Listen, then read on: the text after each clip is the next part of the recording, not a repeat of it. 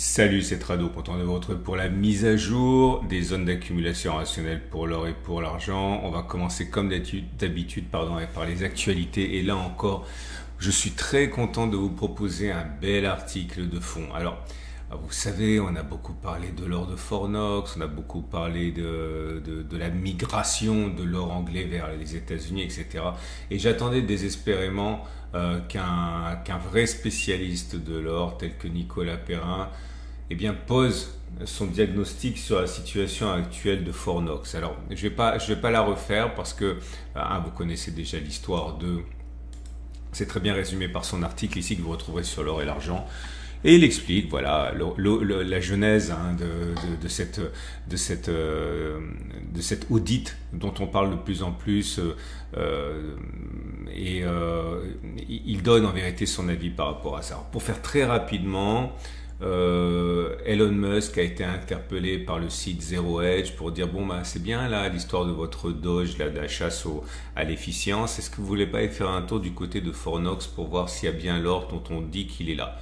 Et Elon Musk a dit allez chiche, je vais le faire, et Donald Trump lui a emboîté le pas. Alors à partir de là, certains ont commencé à espérer qu'on découvrirait qu'il manque de l'or et que à partir de là, on se rendrait compte que l'or est encore plus rare que ce qu'on pense et que du coup, ça boosterait l'or, etc., etc. Et là, c'est en fait très riche parce que Nicolas Perrin reprend en fait tous les éléments qui gravitent autour de cette problématique. Alors, la solution ou l'épilogue dont on parle le plus et peut-être qui est le moins probable, c'est celui où on découvrirait qu'il manque de l'or à Fornox. Okay, pourquoi il en manquerait? Okay, on sait qu'il y en a trouvé des barres fourrées au tungstène, etc., etc. On en a trouvé de manière vraiment anecdotique. Hein. Et c'est peut-être pas ce qu'il y a de plus intéressant. Okay. Et parmi les éléments qui sont beaucoup plus intéressants, c'est les autres pistes, notamment dans le désordre, sans donner de préférence. Est-ce que on peut envisager que derrière cette histoire, il y ait la volonté de réévaluer l'or et de monétiser les actifs américains? Bon, c'est un peu compliqué, mais lisez l'article. Pourquoi pas? Mais si on réévaluait l'or et qu'on changeait la valeur des actifs américains, ça peut sembler beaucoup, mais compte tenu du déficit astronomique de l'État américain, bon, ça leur donnerait quoi? Une année, 2 années de répit pour pouvoir dépenser de l'argent, et puis le problème serait entier derrière. On se retrouverait dans 2 ans encore avec un déficit fédéral abyssal, et c'est un fusil à un coup en fait, hein, si on suit cette logique. Il y a d'autres pistes qui sont beaucoup plus intéressantes, et parmi ces pistes qui sont beaucoup plus intéressantes, il y a l'idée que si on met les choses bout à bout, peut-être que l'objectif serait en fait d'évaluer de fait le dollar, c'est-à-dire qu'il y aurait par exemple derrière cette piste de réévaluation de l'or à Fornox, la volonté avec d'autres pays de dire ok, on va refondre le système monétaire international, on va redonner une valeur à l'or basée sur ce qu'il représente en proportion par rapport à l'ensemble des masses monétaires mondiales, et dire voilà, compte tenu, je donne un chiffre fictif, compte tenu du fait qu'il y a $1 d'or pour $100 de monnaie fiat, de monnaie scripturale, etc. On va dire que voilà, l'or vaut $8000 maintenant pour conserver une sorte d'équivalence, et ça serait beaucoup plus intéressant, par exemple. Ok, c'est pas un fusil à un coup. Et puis il y a aussi d'autres pistes, mais là il faut vraiment aller il y a des vidéos, c'est super bien fait. Il faut aller plus en détail et puis voir l'autre piste. Et si la piste en vérité c'était de dévaluer le dollar tout simplement, c'est-à-dire rendre de la compétitivité aux États-Unis en baissant la valeur de sa monnaie. Bon, pourquoi? Si je caricature, ce sont des chiffres fictifs. Imaginons que le dollar dévalué vaille 2 fois moins. En gros, ça veut dire que ça coûte 2 fois moins cher d'acheter des produits américains. Et là, ça pourrait avoir des effets un peu plus intéressants que simplement augmenter le patrimoine ou l'actif des États-Unis à travers une réévaluation de sa détention d'or. Bref, c'est très très riche. C'est très documenté comme toujours, Et je vous invite vraiment à regarder cet article de Nicolas Perrin. En tout cas, vous remarquerez, bon, il est très prudent, Nicolas, quand il lit des choses, mais vous verrez à travers l'article, il ne semble pas privilégier comme issue principale le fait qu'il manque de l'or à Fort Knox. Ce serait vraiment l'arbre qui cache la forêt. Ça n'aurait pas beaucoup d'intérêt. Par contre, cela coïnciderait, la dernière chose dont j'ai parlé, avec l'idée que derrière les rapatriements d'or massifs depuis Londres jusqu'aux États-Unis, certains parlent de 2000 tonnes d'or en l'espace de quelques semaines, eh bien il y aurait cette volonté effectivement de charger la bête en or avant une dévaluation du dollar. Ok. Bon, bref, je vous laisse lire ça, c'est quand même d'un autre niveau que ce qu'on lit sur les vidéos TikTok et YouTube. D'ailleurs, merci pour les compliments que vous m'avez fait sur la dernière vidéo par rapport à ça. Ceux qui l'ont fait se reconnaîtront. Merci, ça me touche vraiment. Deuxième article que j'aimerais attirer sur laquelle je voudrais attirer votre attention, c'est une vidéo. Alors, c'est pas une vidéo très neuve. Enfin, la vidéo elle est neuve elle-même. Enfin, le concept n'est pas neuf. C'est à combien peut-on espérer voir l'argent en métal si 2025 est l'année de l'argent? Alors il y a une vidéo là, bon c'est pas neuf parce que voilà la dame elle est connue, elle parle toujours de la même chose, le ratio or-argent, le déficit de demande par rapport à le déficit d'offre par rapport à la demande, etc., etc. Mais il y a un chiffre qui revient de plus en plus souvent, c'est 40, 50 et même 100 dollars pour du court terme. Bon, voilà, l'idée c'est que de la même manière que certains n'envisagent pas d'avoir de l'or papier et veulent avoir de l'or physique au cas où, certains n'envisagent pas non plus de passer à côté du rallye de l'argent de la même manière qu'ils ne voulaient pas passer à côté du rallye de l'or. Donc voilà, une vidéo que vous pouvez retrouver également sur mon site. Et troisième article que j'aimerais vous présenter. Alors là, c'est la raison pour laquelle ça baisse actuellement. Et bon, on ne pourra pas dire qu'on ne l'avait pas vu arriver, mais la baisse de l'or suite à la hausse incroyable à laquelle on a assisté depuis quelques mois est peut-être en train de se produire. On va voir ça avec les zones d'accumulation rationnelle. J'aime beaucoup ce qui se passe avec l'or, clairement la baisse, et je vais vous montrer après où je vois l'or arriver de manière, on va dire, plausible. Et la raison pour laquelle ça baisse actuellement, c'est tout simplement les atermoiements de Donald Trump. Donald Trump, alors c'est compliqué, il faut y connaître un petit peu en économie, mais pour faire simple, Donald Trump est très vague par rapport à ses droits de douane. On a espéré à un moment qu'il ne les augmente pas trop. Là, il est en train de dire mais si, on va les augmenter. On va même déjà les augmenter de 25% pour l'Europe, etc. L'idée, c'est quoi? C'est que s'il y a des droits de douane importants, et bien du coup, les produits importés coûtent plus cher. Si les produits importés coûtent plus cher, eh bien les Américains en importent moins. S'ils en importent moins, ils ont besoin de moins vendre de dollars pour acheter de l'euro, pour acheter les produits européens par exemple, et donc le dollar est moins vendu et donc le dollar est plus cher et donc l'or libellé en dollars baisse. Ok, bon, c'est un petit peu compliqué, mais l'idée c'est à peu près ça. Bon, il y a plusieurs autres effets aussi, c'est que on sait que, moi je la refais doucement, mais si vous voulez, plus on importe, plus on doit vendre notre monnaie pour la monnaie du pays dont on importe. Renault ne veut pas être payé en dollars, Renault veut être payé en euros, donc on doit vendre des dollars pour acheter de l'euro. Ça fait baisser le dollar, ça fait monter l'euro.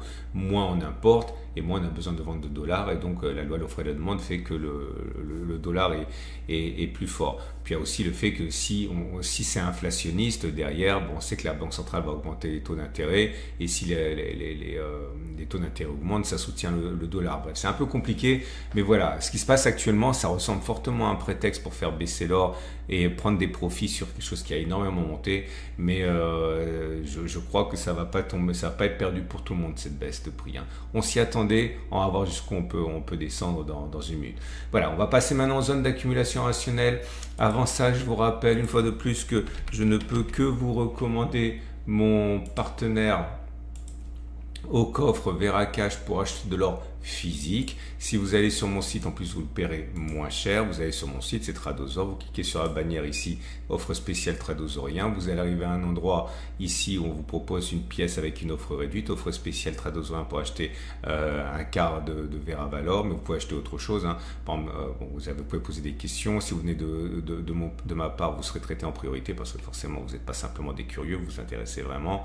Vous avez des vidéos pour savoir comment ça fonctionne, et après vous pouvez aller voir du côté en cliquant ici sur au coffre tous les produits qui existent, etc. Des bijoux recyclés sous forme d'or à des pièces traditionnelles. Bref, vous avez tout ce dont vous pouvez rêver, et c'est un produit spécial au coffre. Hein. C'est pas simplement acheter, c'est aussi conservé dans un coffre à l'abri, parce que croyez-moi, hein, garder de l'or chez soi, c'est quand même pas ce qu'il y a de plus bon, faites ce que vous voulez, mais bon, c'est assez risqué quand même. Là, vous le faites garder en Suisse, dans des coffres forts. C'est super sécurisé. C'est le numéro 1 hein, de ce genre de service au coffre. Donc, n'hésitez pas, 30 000 utilisateurs. Bref, c'est mon partenaire depuis toujours pour l'or, et c'est pas pour rien que je suis client. On va passer maintenant aux zones d'accumulation rationnelle. Et on va passer sans concession, je préfère vous le dire tout de suite, aux zones d'accumulation rationnelle pour l'or et l'euro, en commençant par l'or et l'argent. On va commencer par l'or libellé en euros comme d'habitude, et voilà ce que je pense est en train de se tramer. Nous sommes dans une période corrective. Sans grande importance hein, pour le moyen long terme, mais avec de l'objectivité. Il faut se préparer à ce que les cours fassent l'objet d'une zone d'accumulation rationnelle, mais pas avant 26,33, 25,97, avec une deuxième zone d'accumulation rationnelle qui est 25, 25, 24,90. Alors c'est très important de faire la part des choses entre ce qui est plausible et ce qui est souhaitable. Ce qui est plausible, c'est que l'on continue de baisser, ok. Et ce qui est souhaitable, c'est que l'on aille chercher les 26,33, 25,97. Pourquoi ? Parce que toujours selon ce que l'on peut voir dans les graphes, hein, il ne faut pas monter de manière verticale, funiculaire comme ça, parce que c'est la bulle et ensuite les corrections sont d'autant plus fortes. À l'inverse, si on arrive à progresser de manière saccadée avec des consolidations, eh bien c'est le garant d'une hausse qui est saine, et en ce sens revenir sur la zone des 26, 33, 25, 97 et même préférablement 25, 25, 24, 90 serait le signe d'une progression saine. Regarde, c'est ce qu'on a réussi à faire jusqu'à présent, et c'est pour ça que c'est bien, et c'est pour ça que ça dure. Vous voyez, on est monté, on a consolidé, on est monté, on a consolidé, etc. Et justement, ce qui s'est passé depuis quelques semaines, c'est qu'on n'avait pas encore consolidé. On était monté comme ça de manière très rapide, sans avoir le temps de reprendre notre souffle. Et c'est pour ça que aller chercher les 26, 33, 25, 97 dans un premier temps serait franchement une bonne idée. J'en ai déjà parlé mercredi. Regardez ce qui s'est passé sur les données hebdomadaires lors de la précédente grande hausse à laquelle on a assisté ici pendant les années 2000. Vous voyez, on a progressé en tout. Je sais que je me répète, mais c'est important parce que il faut vraiment ancrer ça dans son esprit. Sur cette portion-là, vous voyez, en l'espace de 4 ans, on a pris 160%.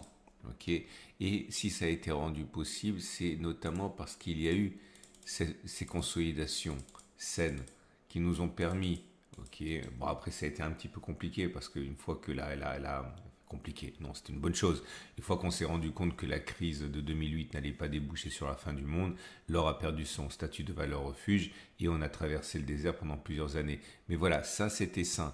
Et vous voyez, lorsque l'on parle de consolidation, on ne parle pas de 2%, là ça a été moins 17, là ça a été moins 17, là ça a été moins 16, etc.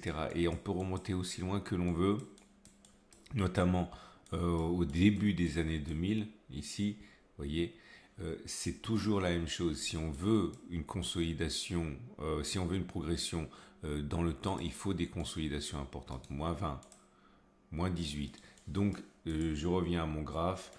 Il faut encore une fois envisager comme quelque chose de possible, hein, une consolidation qui nous amènerait jusqu'à la zone grise ici, qui serait donc une baisse de 9% par rapport au niveau actuel et par rapport au plus haut une baisse de 13%, ce qui est franchement, entre guillemets, pardonnez-moi l'expression, pas cher payé par rapport à la progression que l'on a. Donc, je dirais la chose suivante. En tant qu'accumulateur, si vous êtes dans vos premières phases d'investissement, surtout, n'oubliez pas que, à titre personnel, j'encourage à envisager une accumulation en DCA et en zone d'accumulation rationnelle. DCA, donc tous les premiers du mois, on y est, et enfin premier ou 15 à intervalles réguliers, et conserver de côté soit 10%, soit 20%, soit 50%, soit 90% de votre allocation mensuelle ou trimestrielle alors sur des zones d'accumulation rationnelle, et en l'occurrence ici un retour sur les 26, 33, 25, 97, puis 25, 25, 24, 90. Ok, mais dans l'immédiat, vous l'aurez compris, je pense pas que la baisse soit terminée, et c'est une bonne chose. Pour l'or libellé en dollars, pour nos amis qui travaillent en dollars, donc c'est la même chose. On n'a pas, à mon avis, terminé le voyage. Je pense qu'une zone d'accumulation rationnelle, la première serait 27,90, la deuxième serait 27,30, c'est-à-dire depuis les plus hauts, une baisse de 6%, puis 15% éventuellement, et par rapport au niveau actuel, encore moins 3%, moins 4%, puis encore moins 10%. Je ne sais pas si on va le faire, mais en tout cas, si on le fait, il faut avoir de quoi renforcer, à mon humble avis, si on croit au potentiel de l'or à long terme. On passe à l'argent.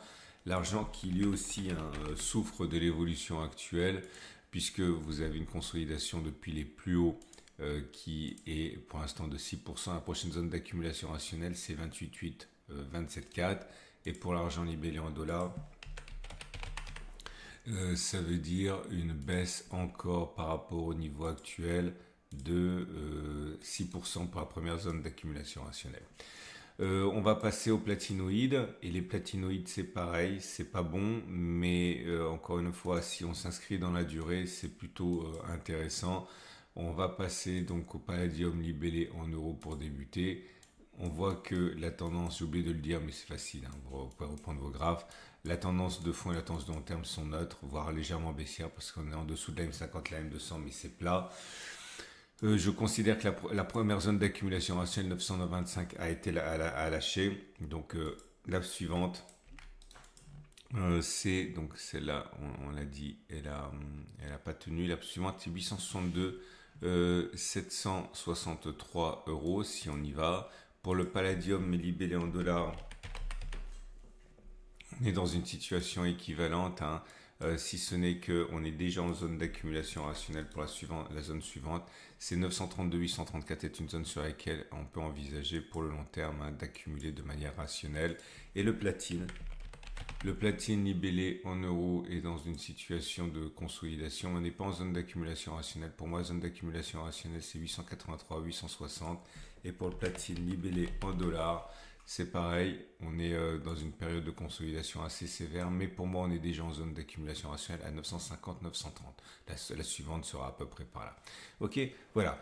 J'ai du mal à dire que ce qui se passe est une bonne nouvelle. C'est sûr que si on a investi au plus haut, on commence à faire les gros yeux, à s'inquiéter. Je ne pense pas qu'il y ait matière à s'inquiéter. 1, parce que c'est sain. 2, parce que ça s'est déjà produit. 3, parce que l'investissement en or, en argent, c'est le temps long. On n'est pas là pour, à moins qu'on soit trader, bien sûr, ce qui est toujours possible. Et c'est en ce sens, ça peut être un peu difficile à gérer. Mais si vous êtes des accumulateurs de long terme, vous avez surtout des opportunités pour rentrer après une progression trop importante de l'or et de l'argent. Voilà. Accrochez-vous néanmoins, vous l'aurez compris, je pense pas que ce soit terminé.